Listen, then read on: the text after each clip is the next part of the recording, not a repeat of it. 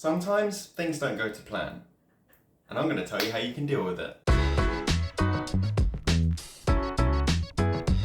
I've been struggling to get things done this week, and that's purely down to the fact that life happens.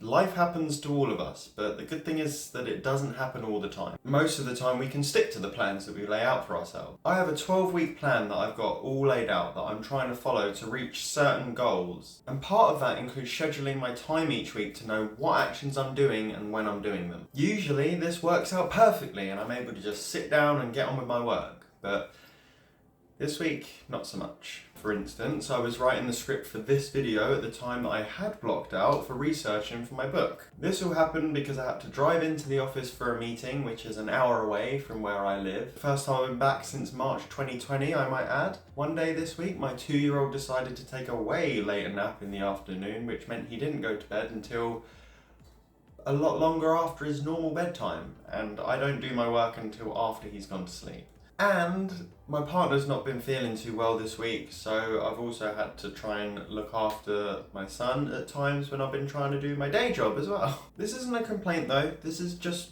the reasons why I haven't been able to completely stick to my schedule this week. And it's not all bad. I mean, you need flexibility when creating a schedule because a bad plan is one that cannot be altered. Life happens.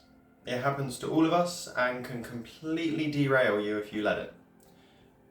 So don't let it. I find the best approach for dealing with an unexpected event is to just take a step back and just look at it. Look at the situation as a whole, objectively, and try not to have an emotional response straight away or at all.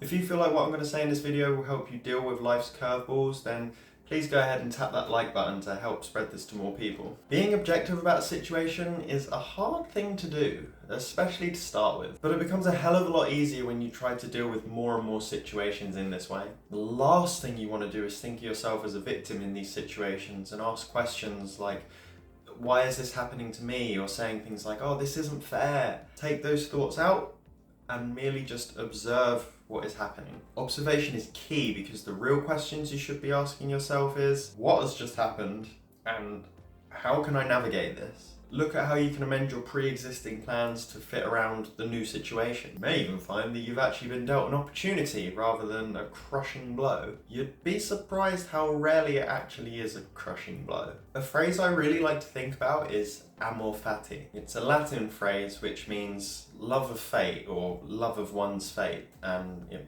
means exactly that. Don't just accept what happens to you, but love it, even if it's bad. Let yourself love the fact that this thing has happened to you because it will present something good somewhere. A simpler way to think about it is just go with the flow. Another YouTuber I like that really embodies this way of thinking is Nathaniel Drew. And that phrase has been the core of what he does with his life. Not exclusively in the way of dealing with unexpected situations, though there is sometimes that aspect of it. He's really quite inspiring and I recommend you check him out. Don't try and control the situation.